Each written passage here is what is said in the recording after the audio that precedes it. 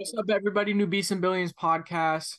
I'm with my boy, Marvelous Michael. What's up, man? What's up? How you guys doing? I'm doing good. So BKFC coming up, November, right? Yep, November 3rd. November 3rd, a Friday night, debut. The thing about BKFC is like I'm in the MMA space. This is what freaks me out. Like I've talked to JR Ridge. He was That's the actually first. my manager. Yeah, that's what's up. He um he was like the first BKFC dude I ever talked to, and then I talked to Christine Ferreira. And I talked to her in Springfield down at my coach's promotion. And so the thing that really freaks me out about BKFC is so like boxing, you have these big pillows on, right? And so you can defend way easier. I mean, you can throw stuff up, and you can be a little late on your parry and whatnot because you got a big glove there, right? And Yep. there's a lot of surface area, and then you go to my world, MMA, and your world too. You go, there's less protection there. You can sneak some more stuff in now. And then Yeah. you go bare knuckle and you can sneak anything in. I mean, defense is completely different bare knuckle. So Yep. how's that been for you? I mean, going from MMA having the 4 ounce gloves to bare knucks. I think it's better. Gloves, honestly, in MMA, I've been looking into the bare knuckle MMA as well Right. because gloves have always just kind of been kind of just pointless. I mean, they protect your hands. I feel like that's the main benefit of them. Mhm. But as far as trying to lock in submissions, as far as stuff like that, a lot of times they just get in the way. They make your hands just kind of swell up. You can't really grip stuff too well. So I've never really liked the whole glove thing. The bare knuckle thing is definitely going to be interesting. I feel like you could split the guard a lot easier, be able to land a lot more up the middle. Um, but yeah, I just look at it as a huge advantage going into it. The defense, I've always been kind of a hands down head movement, footwork kind of guy. So I don't use my hands too much to block, but I feel like I'll definitely have to use them a little bit in that squared circle. Just going to be a new experience. It's going to be fun. Yeah, I mean, you look at some people and like Mike Perry is uniquely built for bare knuckle. You know what I mean? Like he is about that life, like put on 4 ounce gloves. He's not the Mike Perry that we know and love now. But you got like Lou Rockhold, for instance, who's a great talent. I mean, middleweight champion, knocked out Bisping. I mean, he's the real deal. He was the real deal at one point. I mean, Strike Force. So, but you get him in there, it's just different. It's just different. And so, like a lot of these MMA guys, like I train with a lot of these MMA guys, and they're like, bare knuckle this, bare knuckle that. But I'm like, man, it's still different. You know what I mean? Like it's still a very different experience. You start getting cut, you get nasty cuts. I mean, it's just a different experience. Yeah, it's wild for sure. I mean, yeah, Rockhold, I feel like I didn't really think he was built for bare knuckle, Right. to be honest. I feel like him picking Mike Perry as his debut was probably the worst decision like he could have made. Right. Um, he probably would have done better against a lesser opponent or Mhm. just Yeah. somebody not completely just basically built for the sport. Right. I Right. mean, dude got his teeth broken, Uh-huh. bad stuff. So yeah, he definitely got a warm welcome to the game. For sure. But yeah, I mean, you see, I guess there's a lot of MMA guys that are going through John Dodson. I mean, he's translated fairly well to bare knuckle. I mean, he's a champ now. And then you got Chad Mendez, who's been doing all right. You got Mike Perry. But a lot of these guys, I mean, Luke Rockhold's kind of like the pretty boy of fighters. You know what I mean? Like he's the flashy guy. You don't really want. He's not really the kind of guy that's going to get in the trenches and slug it out with someone. He's Yeah, gonna stay on the outside, kick you a little bit. yeah, that fight with Costa, his last fight in the UFC, Yeah. he brought the dog a little Oh bit, yeah. but Oh yeah. it kind of went back in the kennel for his bare knuckle debut. So Yeah. Yeah. I think that might have been like kind of a one-off performance, is like kind of sign off to the UFC. Wanted to leave it all out there, Yeah. but yeah, if it might have been a different fight with Perry if we saw that side of him come out. Oh yeah. I mean, I think the biggest thing is I almost wonder if it was a mental thing going into it. You know what I mean? Like, because most fights, I mean, think about it. If you're getting in the cage, you know how to fight. You know what I mean? Like, there's not nothing you can learn in an 8 week camp that's going to change your game to the point where, you are going to go from where you were and automatically to like world champion status if you weren't really already on that brink, right? You're not going to learn anything in 8 weeks that's going to change your game dramatically. Really, the 8 week camp is to tune it up and sharpen the tools that you already have. So, but the thing is when I see a lot of fighters, like even on the regional scene, like there's a regional promotion tonight in Kansas City, FAC, and you see a lot of guys fighting there, a lot of pro level guys, and you see a lot of not so pro level guys. But the thing is, like people making their debut and things like that is they get they get tripped up in their mind too much. You know what I mean?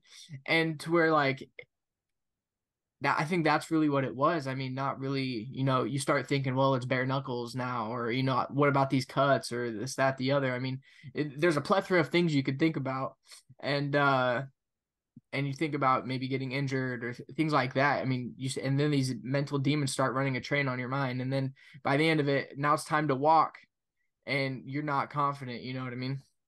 Yeah, I feel like a big thing. I feel like he went in.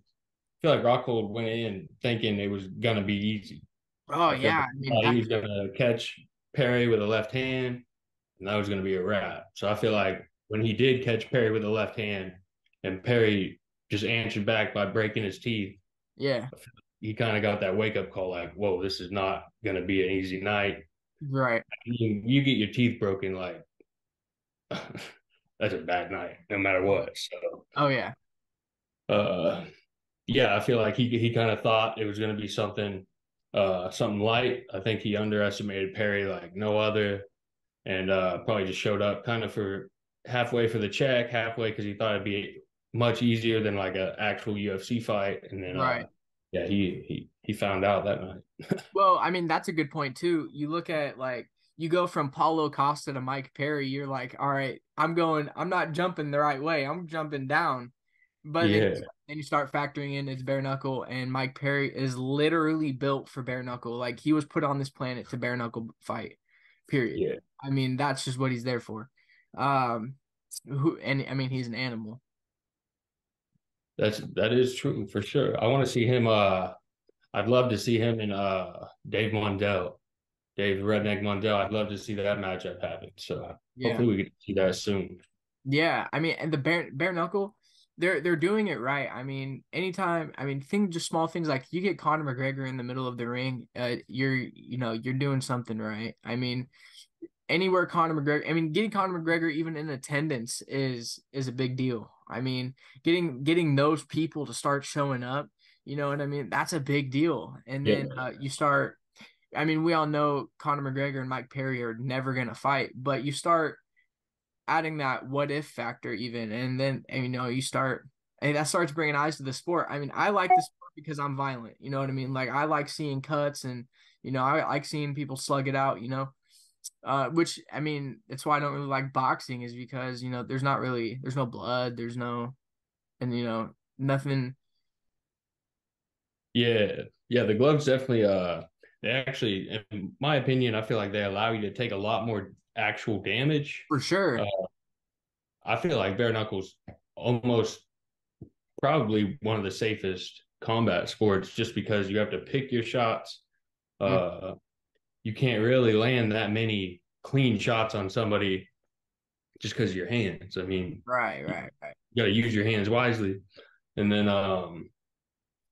yeah, but in boxing, I mean, you'll see people get hit hundreds of times in one fight, and it's Right. just I'm not trying to take that kind of damage. Well, To get in, pick my shots, and yeah, accuracy game.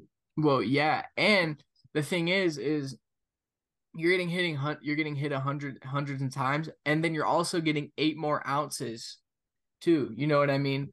So you're getting more weight. So you're taking more damage, and you got to think, comparative to MMA, you're really only getting hit in the head. I mean, you got some boxers that really dig into the body, but you're not getting any damage from, legs or anything like that. You are literally getting only punched to the head and then sometimes to the body as well. Did I lose you? Yo, I can hear you now. Oh, Yeah, well, I just finish said, up.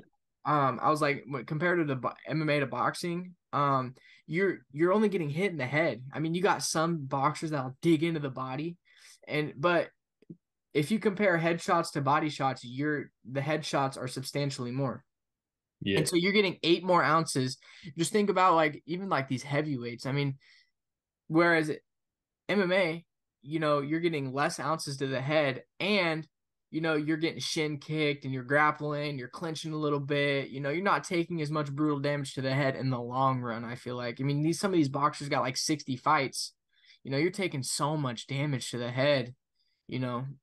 And then you compare it to yeah, bare knuckle, I mean, I would rather get hit with a bare knuckle than anything. And like you said, I think the gloves are really only there for one because when UFC came in, I mean they couldn't have bare knuckle for the simple fact that I feel like there'd be too many cuts, too many of that. And I mean seeing how they had gloves and everything and then they still couldn't get on TV and whatnot, you gotta give and take, but I personally think that, MMA should go without the cage and also go without gloves and no time limit.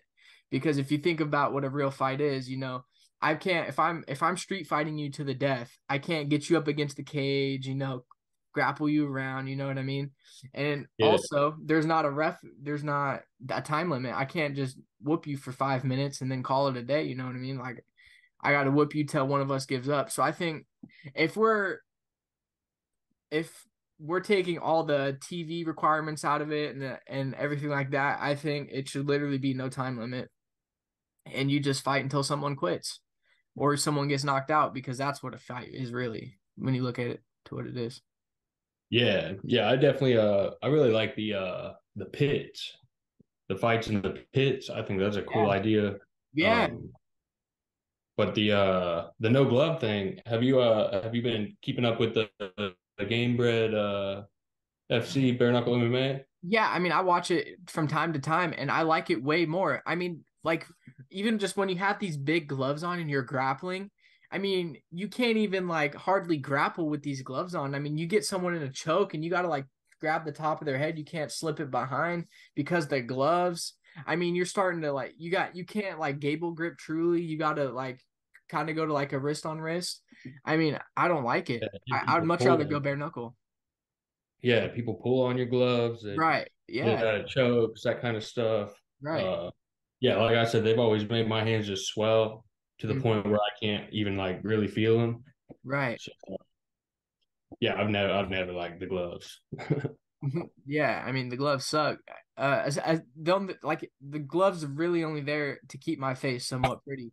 But even that, it fails most of the time. So it's like, what's the point? What's Yeah, truly the point? when you have elbows, I mean, Right. that's gonna Knees. slice you up like no other. Right. Well, and I think also, I mean, there's a lot of rules that I don't like in MMA. I don't like the 12 to 6, which I think some athletic commissions are going away with that. They're starting to legalize that, but I think 12 to 6 should be legal. Yeah, Um, and what I also don't, I think you should be able to strike to the back of the head. I mean, because I understand why it's not legal, but at the same time you get wrestlers and they just duck their head and you're up on against the cage, you can't really do anything. You know what I mean? But if you start punching them in the back of the head, it's gonna force action. They're not gonna be able to lay up on the cage the whole round. You know what I mean? yeah, yeah. I mean, in a fight, I mean, there's really no rules, but yeah, I've never really thought about the back of the head too much. But yeah, it's interesting. I'm excited to see where this sport's at in 10 years, honestly, because Right. the athletes, the skill, like just now that we have people training from literally birth in these Right. sports, like nobody's really like. There's a few people I think probably in the UFC right now that have been training probably in something since they were like a kid, Hmm. but like nowadays, like you got people like breeding MMA champions. Like Right. that's the whole goal. Yeah.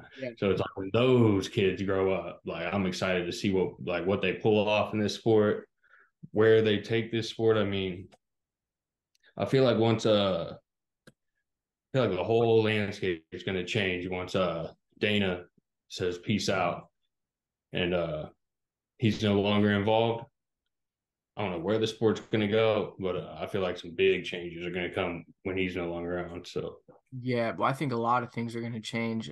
For one, I think the UFC being as uncensored as it is going to change. I feel like that's going to change inevitably. I mean, you're not going to have 90% of what goes on in the UFC. Like it's not going to be okay, probably. Uh, yeah, which that sucks because, like, Colby Covington says, it's the ultimate fighting championship, not the ultimate feelings championship. You know, I understand. Like, there's lines. Like for me personally, there's lines, right? Like I'm not going to attack your wife. I'm not going to attack your kids. I'm not going to attack your family. But for someone who there is no lines, at the end of the day, they're getting in a fist fight and they're going to try to kill each other. So does it really matter what is said? I mean, it's going to be settled at the end of the day. yeah, that's how I've always thought about it. I'm like, say whatever you want, because at the end of the day, like you were going to be locked in a cage with this guy. So Right. like no matter what you say, it's all like you get to let all of it out right in the center of that ring. So Right. yeah, the words are just I mean, they're just words. Don't Right. Yeah. Well, and I they think, can help you. right. Well, and I think another thing too is, I mean, Dana truly is like the fight mastermind. Like he's literally built for fighting, well, managing fighting at that. I mean, just think about what he's done and how unique and what he's done. But I would like to think we got maybe 10, 20 more years left of Dana. I would pray. Yeah, yeah. I mean, he'll be around for a while for sure.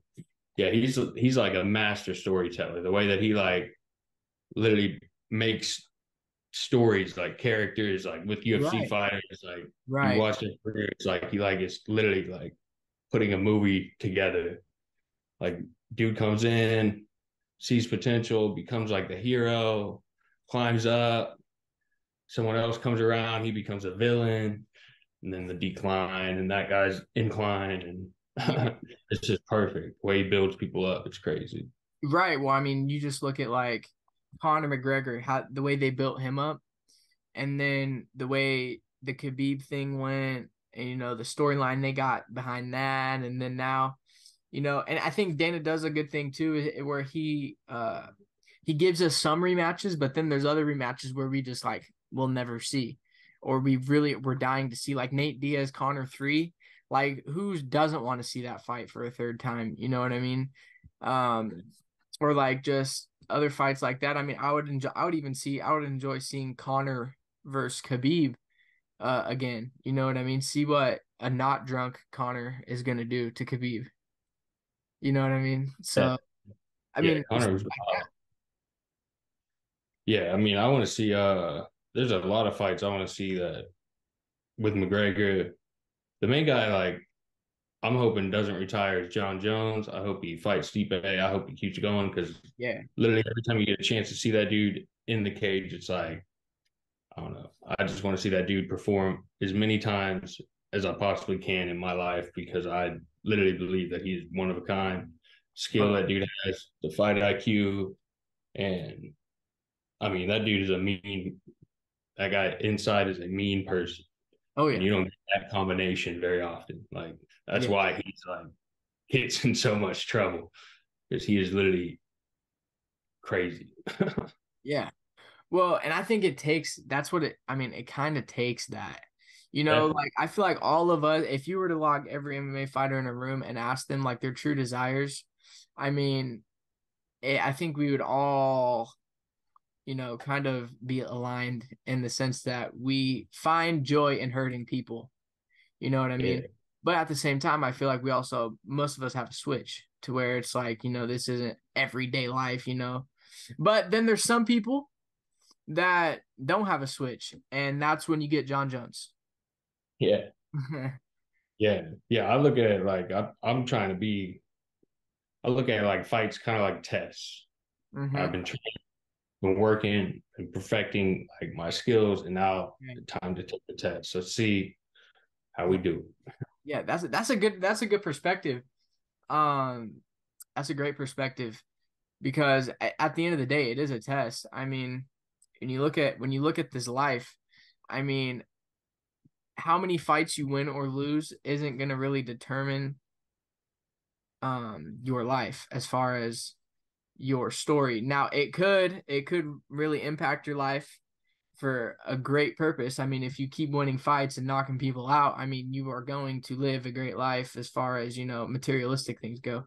But at the same time, even if you're 0 and 50, you're still more than someone who's never fought before. You still have more substance to you than someone who's never fought before because you have 50 fights, and fights teach you stuff that you can't go to school for, you can't read books for.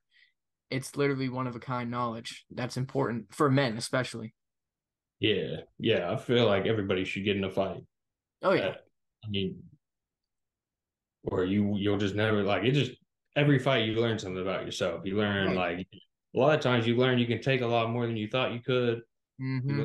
you got a lot more in you than you thought. Every time that I fight, I get huge like I just almost always feel great about myself, no matter what the outcome is. Like I just went out there, did something, like proved to myself that I can do this, put the work in, did everything right, got the results I wanted.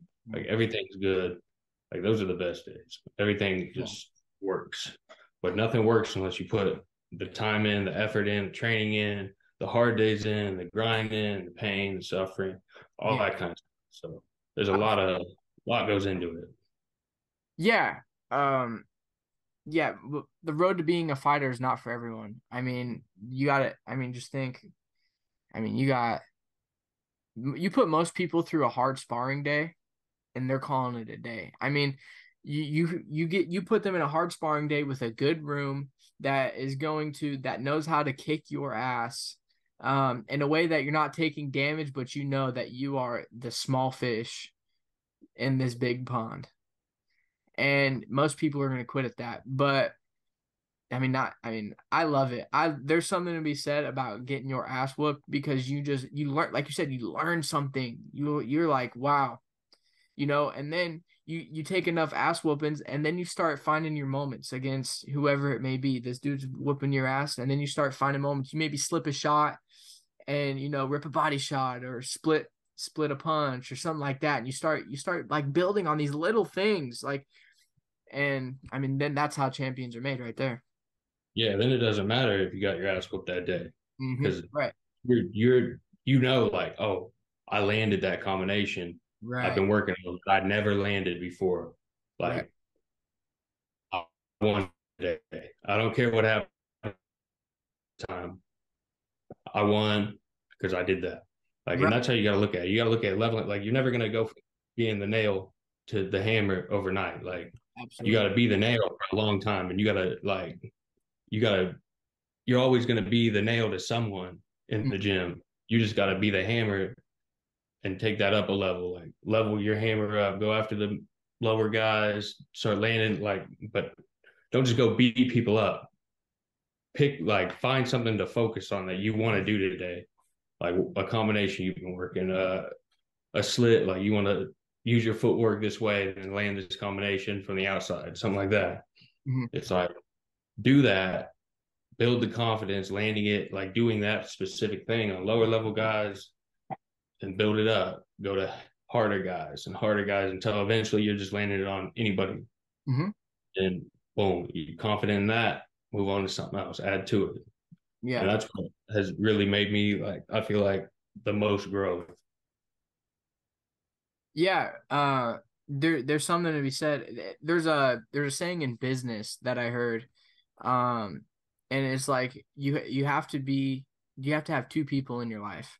You have to have someone that you call to like tell an accomplishment to, and they make you feel like shit because your accomplishment isn't anything similar. Did I lose you again? Jeez. Oh, are you back? No, yeah. Um, there's a saying in business where you got to call someone and you got to be like, I did 100K in sales, and they're like, well, I did 10 million, so you need to step up your game. You know what I mean? Make you feel so inferior that you are just a walking, talking piece of shit.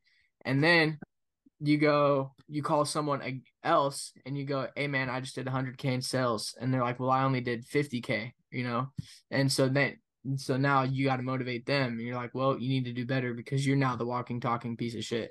So it's like, you know what I mean? Like you gotta be able to give some and get some at the same time, and I feel like that's the same too. Is so like when you're sparring, you have to be able to go against someone that is going to beat the brakes off of you, uh, you know, and make you feel so inferior that you should maybe just never step foot in this gym again.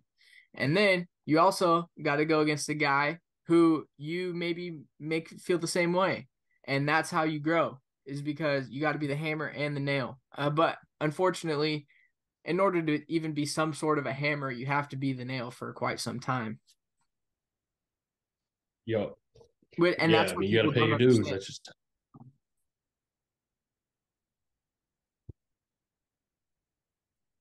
I mean, that's yeah. what I people mean, don't understand. They think you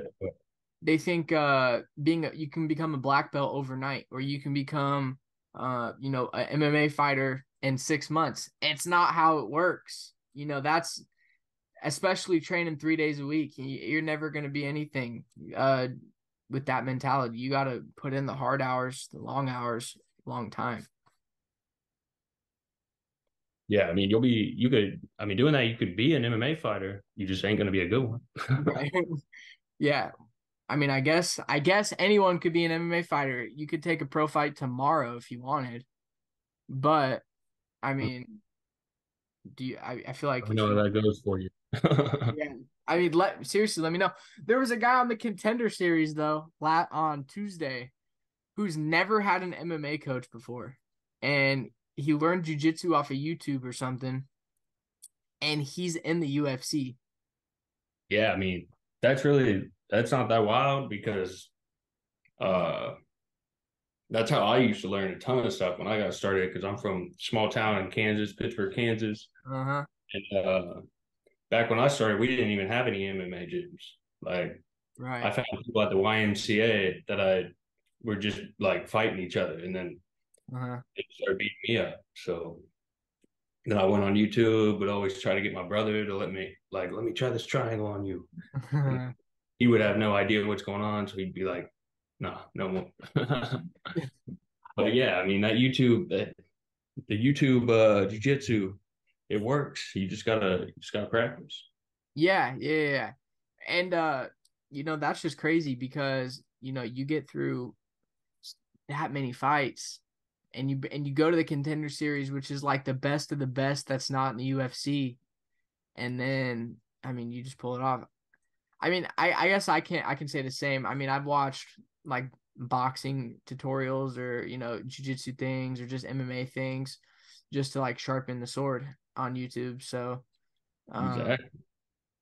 so we can kind of call an audible here and talk about, so what got you into MMA to begin with? I mean, what's your story? I mean, because Pittsburgh, Kansas isn't far from where I live. I live in Liberty, Missouri, so it's I'm familiar. Um, so what got you to start? Really, like I said, I went to some cage fights. I'd never been before in Joplin, Missouri. I think it was like Cage of Honor, Mhm. and I loved it. I like loved the whole environment. I saw the guys walking out, like the champions walk out, and I was like, yo, I'm trying to be that guy. Like I want to be that guy walking out like belt, fight, win, celebrate. I'm like, that just looks awesome. So literally that next week I was at the YMCA and I saw one of the dudes that fought that night. And he was just training at the YMCA. So I was like, yo, I saw your fight. Can I like hop in there with you? Try to learn something. So he was like, yeah, sure. And then taught me some stuff. And then after like I kept showing up, he kept beating me up and I kept showing up. So eventually he finally took me to his gym where he trained. And that I now I don't it doesn't even exist now, but I started doing just basically jujitsu. And I was like 13, I think, 13 or 14. And it started with jujitsu, kind of no gi, just MMA really, but yeah, kind of just winging it. And then I had my first fight on my 18th birthday, and the rest is history. Here I am, 10 years later, about to make my debut in bare knuckles. Let's go. And so what was the first feeling like when you got your fight? What was your emotions like? I mean, were you nervous? Were you like what were you feeling like in the back room before you walked out? I was actually just hyped. Like if I could have that feeling for every fight, like I would love it because I had like zero worries, zero nothing. I was just like, let's go. I had all my friends there, like everything. It was actually just right after my 18th birthday. Um, yeah, I walked out and I was just ready. And then my first fight, it was for a show fight in Branson, Missouri, and ended up breaking the dude's femur in like 40 seconds. So my first fight was just 40 seconds long, and then went on. Like I was just thinking after that, I was like, yo, I'm the shit. Let's go. Yeah, yeah. I I got humbled in my second fight though. So yeah. Well, just looking at your sure dog, I mean, didn't you jump out to like a 4-0 amateur start or something like that? I won my first one, lost my second. Oh, so you lost your second. Yeah, Um, then I went. I think I won the next six after that in a row. um, But I needed that loss because I was way too hype on that first win. So yeah, yeah, yeah. Well, I think losing in MMA, I mean, it's the highest highs and lowest lows for sure. But losing also, you need to come back down a little bit. I mean, especially after a 40-second finish, you think you're like, well, just give me a UFC champion right now. yeah, yeah. And I like look back then. I'm like, who even let me get in the cage back then? Like, but Yeah. yeah. So then, how long did you stay in Missouri and train before you made the move to Florida? So I was let's see. I moved to Florida literally the week after I won my second title. Um, and that was in Springfield for it was like a blackout fighting champion fighters versus um Adrenaline Fight League, I think AFL, I think it was. Hmm. Our champions versus their champions. So it was like a mixed card fight night, and yeah, I won the title, and then moved the next week. So I think that was my eighth or ninth fight. And and then you've been in Florida ever since. Yep, yep, And you train with JR. yep, yep. JR's the boy. Yeah. Yeah, dude, he's so cool. I mean, he like I said, he was probably the first fighter outside of my gym that I've talked to. Um, like especially on this podcast, he was the first fighter that I interviewed on this podcast. Uh, and so I guess me and him kind of go a couple years back.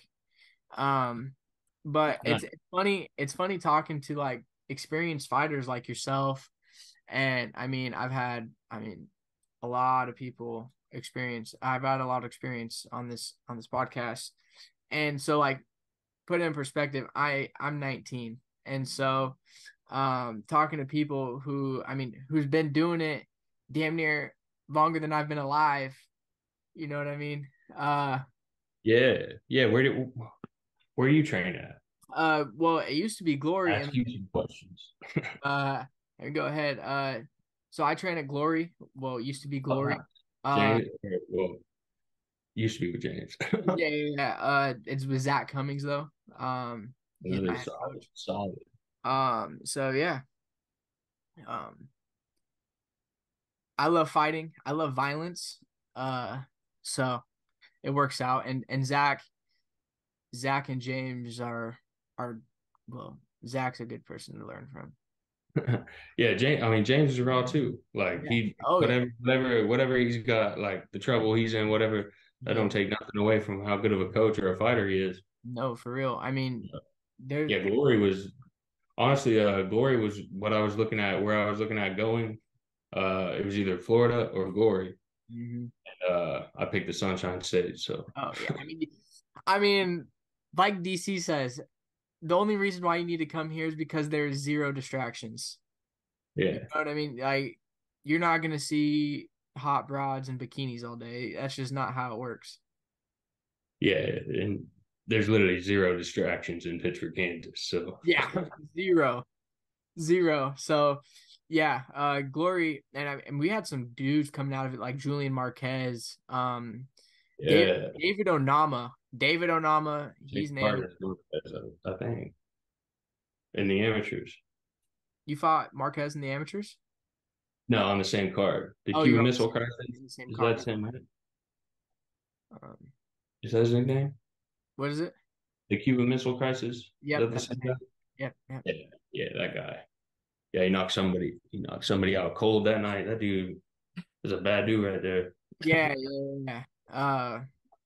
Then I mean David Onama, Jeff Molina. I mean we got some dudes. And Dawson, Grant Dawson, who's yeah, making there, right? his debut, or hit when it's not his debut, but his main event debut tomorrow. Green. Bobby Green, that's He's a good good. fight. His wife, even his wife, Elle, she's an animal. Um, yeah, so we had some dudes, and then you had like the guys that came in, uh, like Brandon Moreno, those kinds of guys who just came in. I mean, Tim Elliott. Tim Elliott's been doing it for a long time. Yeah, I actually grappled against him in a jiu-jitsu tournament when I was like 17. Oh, really? Yeah. Dang. Yeah, I think their gym put it on maybe because James was there. They were all there. So Yeah. Well, and I mean, James is phenomenal on the ground too. I mean, just hearing him talk about certain things. I mean, you can tell how fight smart he is. yeah, Um, yeah, I mean, dude, extremely fight dude smart. needs to get out of trouble and get back into coaching Yeah, because yeah. he's killing it as a cornerman coach. Oh yeah. Oh yeah. Well, um I know last time I haven't talked to him in a while, but I've talked to people that have talked to him, and he's just coaching jujitsu, just doing his thing, you know. Yeah, that's good. Hopefully he gets out of it. Yeah, yeah, yeah, I hope so. I don't know too much about the situation. I know probably the same amount as you do or as anyone else does. But and I like keeping it that way. I don't like knowing all the ins and outs of it, you know. Yeah, yeah, Uh, I honestly care less, but right.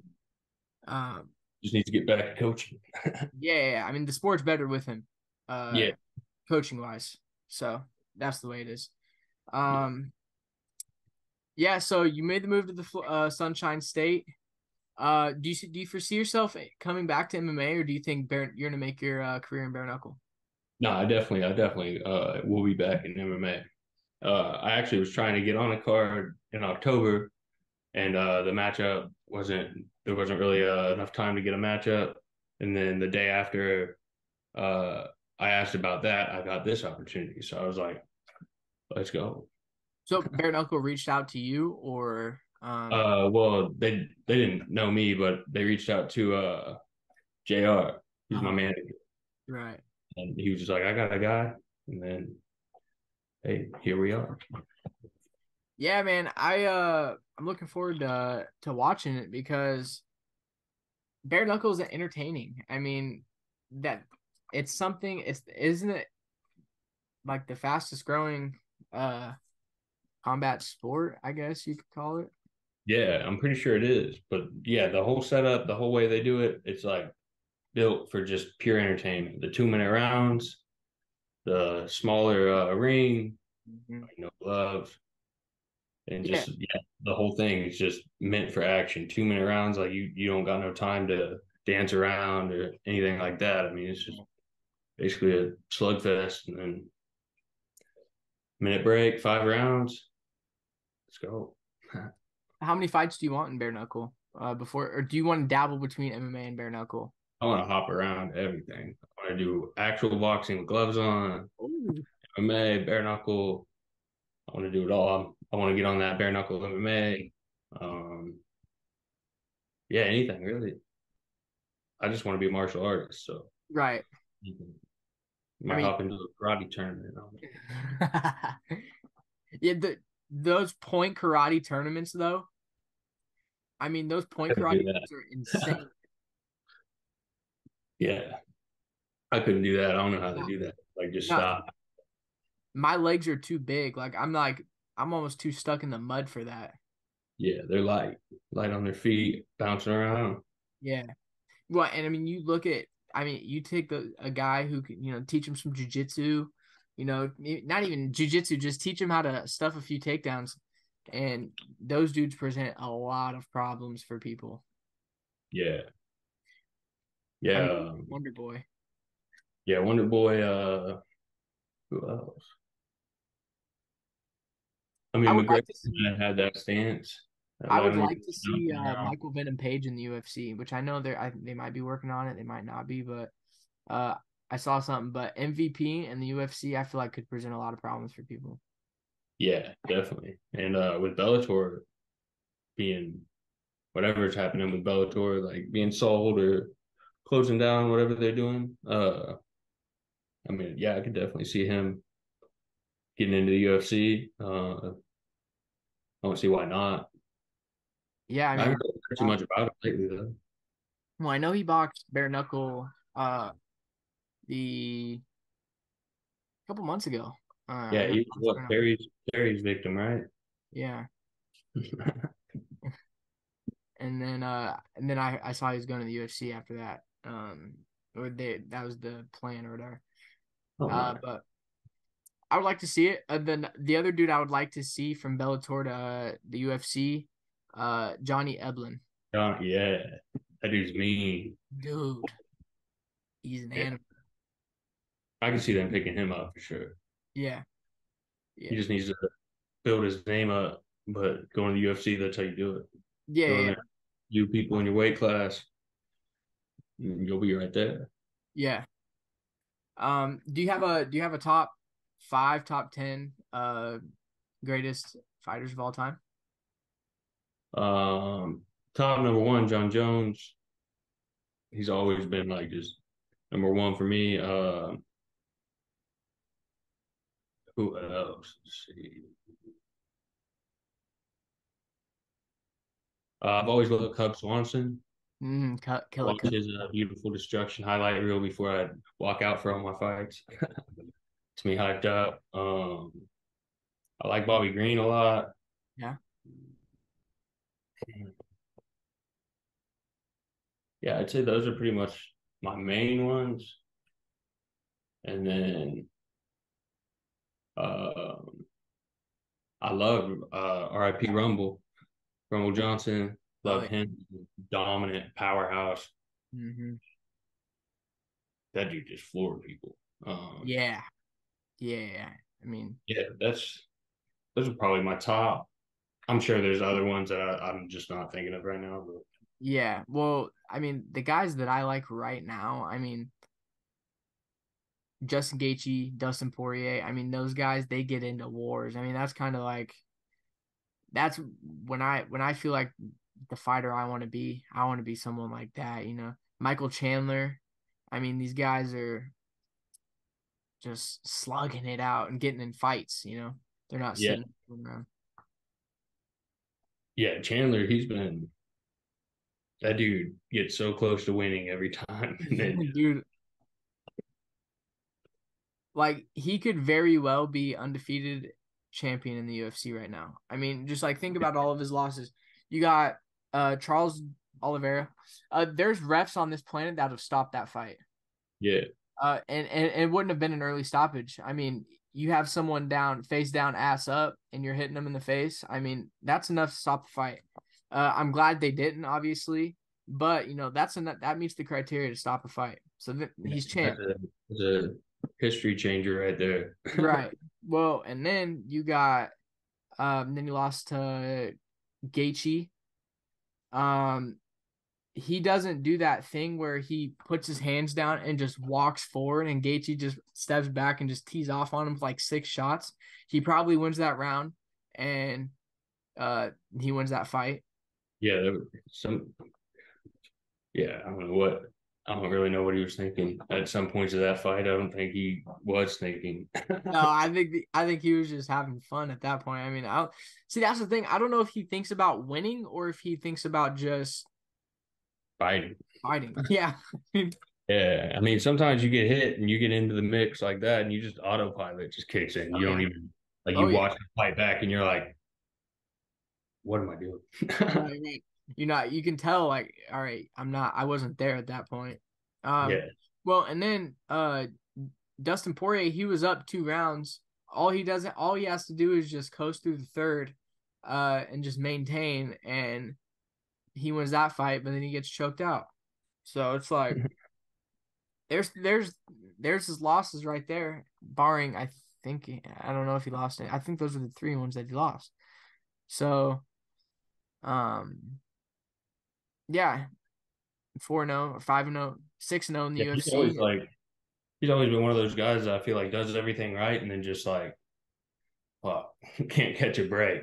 Right. Well, and the thing is too is like his wrestling pedigree, he could really just maul some people.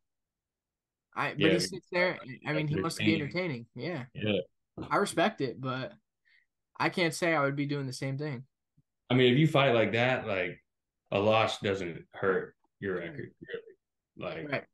at the end of the day, like people that don't know, people that don't watch the fights, whatever, they just look at the paper and they see like, oh, this guy's lost this many times, like he sucks. No, if you watch the fights, it's like, yo, anyone could have won that fight.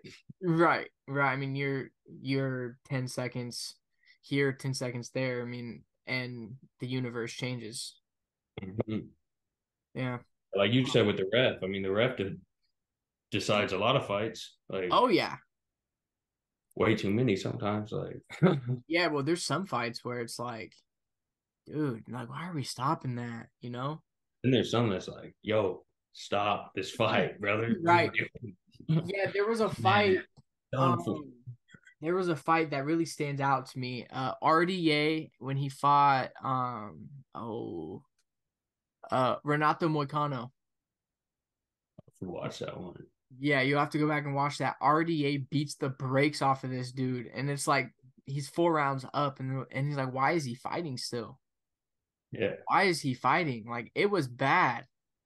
Or like you see like the Korean Zombie. I mean, the Korean Zombie will just stand in there and take shots, and it's Yeah, like, that how are you dude still that walking? that dude O'Malley pieced up, like he Oh kind yeah. of hey, with the green Oh, hair. oh yeah, Muntinho.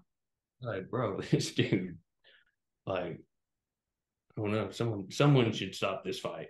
Well, yeah. What's weird about that one is like Sean O'Malley tees off on him for 15 minutes, and then he turns around his next fight and gets one punch KO'd. Um, so Yeah, that damage takes a toll. Whether during this fight, the next one, who knows? But you can only yeah, take so many shots before your body's just like, yo, hey, time to go to bed. right, right. Well, I heard Joe Rogan say Chuck Liddell told him that like after you get knocked out so many times and take so much damage, your brain starts shutting off earlier to protect you from taking more damage. Yeah, because it knows like Yeah. you keep going like this, like it's just gonna keep going. Like Right, right, right, losses early. right. Yeah, getting to that point is probably the point where you should just go see the door.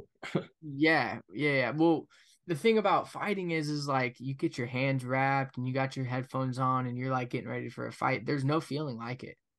You, Yeah, like you're just like if there's something to be said. I mean, you can go skydiving, you can go swimming with sharks, you can go do whatever, but the adrenaline of walking out to a fight is second to none.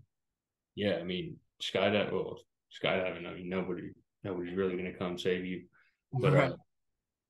like swim with sharks, I can go to the shore anytime. I can go up, get back on the boat whenever. Like fighting, it's like ain't nobody coming to help you, ain't nobody coming to save you. You're locked in this cage with this man, and he's about to try to kill you. So Yeah. So you better be get ready. ready. Let's go. Yeah, Which that's what I like about it. that's what I love about it. I mean, there's no escape. I mean, there's plenty of times in my life where like I get into something and I'm like, all right, I'm just gonna call it a day. I'm not doing this today. You know what I mean? But Mm-hmm. when you get into that octagon, it, it's it's Go time. you're not going anywhere. I mean, Yeah, if you want to, it's like the only time that I feel like stress free. yeah, No worries. No worries. Just focus on this guy across from you. That's it. hmm yeah. How do you And how do you deal with the loss mentally? Because you know, a lot of you hear a lot of people say, well, you know, if it wasn't for the ref, that guy would have killed me. You know what I mean? Like if you think about what it is, you know, there's no ref, I die. So I mean, I've heard people think of it like that, and I have people think of it like, well, you know, whatever. How do you deal with the loss personally? I mean, losses don't really they don't really affect me too much. I mean, it sucks. It's a bad feeling, but I look at it more like if I didn't do my best, then I'm disappointed in myself. Uh, that kind of stuff. If I went out there, put on like, if I know I could have done a lot better, if I know I'd like just didn't perform how I want, that's whenever it really hits. But if I went out there, put on like a great fight, like did everything I was supposed to, and just got caught in something, then yeah, I don't take it too hard. I just take it as a lesson. I go back, I work on how I lost, make sure I don't lose that way again, and keep it rolling. Move on to the next one. Don't ever harp on like some negative stuff because yeah, there's just too much negativity in life as it is. So it's like you got in there, you competed, like props to you no matter what anybody says, like they ain't in there, they don't have your life, they're not dealing with what you're dealing with. Like for me, a loss is the least of my worries in my life. So like I got way bigger things going on. Just to be able to get back in there and do this is like I don't know. It's just amazing to me. I'm blessed with the opportunity to be able to do what I love, put on a show for people that are there to support me. And if I pick up a few haters along the way, then I'm doing something right. So Yeah. Well, the thing about haters is uh it really puts money in your pocket, so bring them on. keep hating, Yeah. just keep watching. Yeah. I mean, as long as you're watching me, I mean, that's what the heel is so important in MMA, or I mean, in life. Look at like the way Chael Sonnen did it. Look at the way Conor McGregor does it. Look at the way Jake Paul does it. You know what I mean? The heel is what makes the real money. Look at Colby Covington. I mean, Mhm. the heel is what makes the money. People Yeah, want to tune in to watch you lose, watch and you the more get you beat. win when they want you to lose, the more money you make. Yeah, yeah, yeah. When I first started, I can almost guarantee almost 80% of the people that came and supported me wanted me to lose. Oh yeah. Yeah, almost probably all of them. But hey, Yeah, for sure, probably. I mean, sometimes it happened, sometimes it didn't. Either way, didn't matter. yeah, well, and Zach, he's big on take hard fights as an amateur. I mean, get your ass beat as an amateur. So then when you turn pro, you're giving the ass beatings. I mean, Yeah, take that hard wrestler, take that Muay Thai world champion as an amateur, and then, you know, when yeah. you pro, Take your L's in the Emmys, and get all the experience you can. yeah, I fought at 205 as an amateur, 185, 155, 170. So if I did a fight camp, I was gonna fight. Like I had, I think, over 10 times. Like I showed up for the weigh-ins and nobody, like the guy just didn't show up, or he showed up for the weigh-ins and then fight night came, just gone, ghosted. So Dang. it's like usually that ended up with me not being able to fight, but a few times like another person's opponent would, and then we'd just be like, "Hey, I'll fight you," and then that's how I ended up at 205, 185 a few times, stuff like that. But yeah, if you put in the camp, you put in the weeks of work, just I mean, I got sparring partners way bigger than 205. I got so it's Yeah. basically just like sparring as an amateur. Glorified sparring.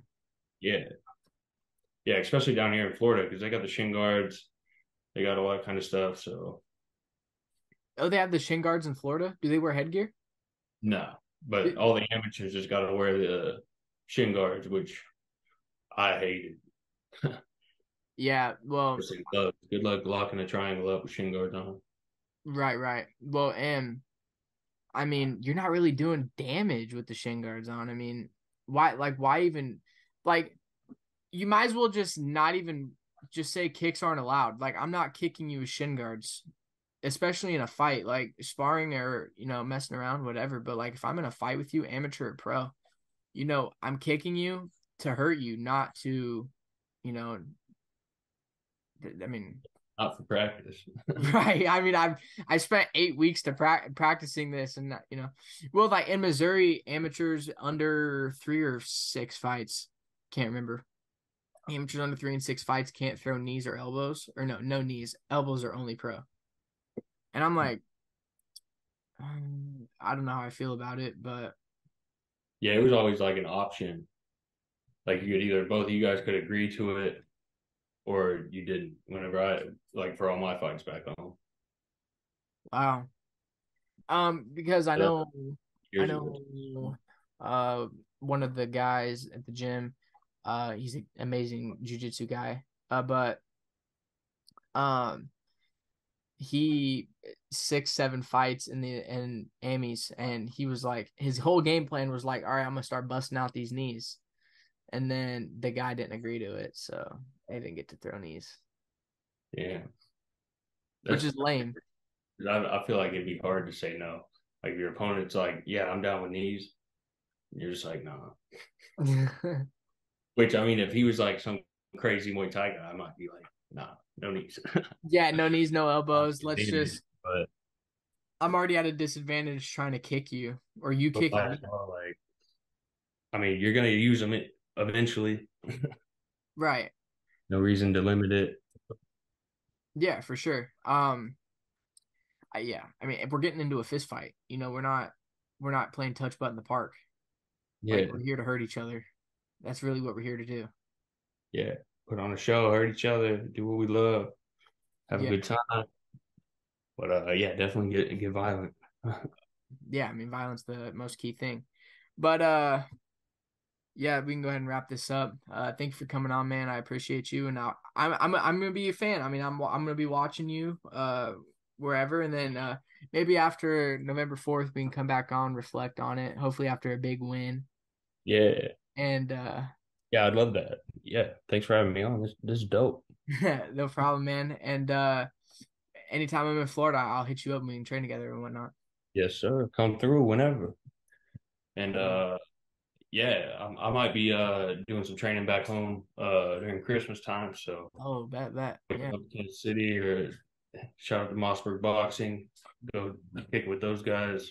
Yeah. Used to do some animals. But yeah, yeah, I'm excited for the future. So November 3rd, and then we'll see what comes after. But, Yeah. I mean, hopefully, ideally, how many times you want to fight in a year? like every 2 months would be cool. Uh, but injuries, whatnot. Hopefully, we can avoid all those. And yeah, if I can get out injury free, then I just want to keep it rolling, keep the Right. camps going, stay in shape. I stay in shape year round regardless, so I'm always ready. Um, yeah, once I get back in there, I don't want to get back out. So. Yeah. I mean, it is an addicting feeling, but yeah. So I guess hopefully you get the ball rolling. You can get, shoot, that's what, 6 fights a year? Yeah, yeah, Eh, that'd be nice. that would be nice. But yeah, hopefully, first things first. Hopefully, big W in on November 3rd. That's the most important thing. Yep, yep. We are taking the win, no doubt. I got no doubt in my mind. It's gonna be a good night. 1 round, 3 rounds, 5 rounds. I don't care. W is coming home with me. Um, and that's basically just a guarantee. The work I'm putting in is gonna prove it. So I love I'm it. Well, once again, thank you for coming on. And for everyone, like, share, subscribe, do all that fun stuff. And we'll see you guys next time. And hopefully, we'll see you after a big win November 4th or 3rd. yeah, let's go. Thank you for having me on, brother. No problem.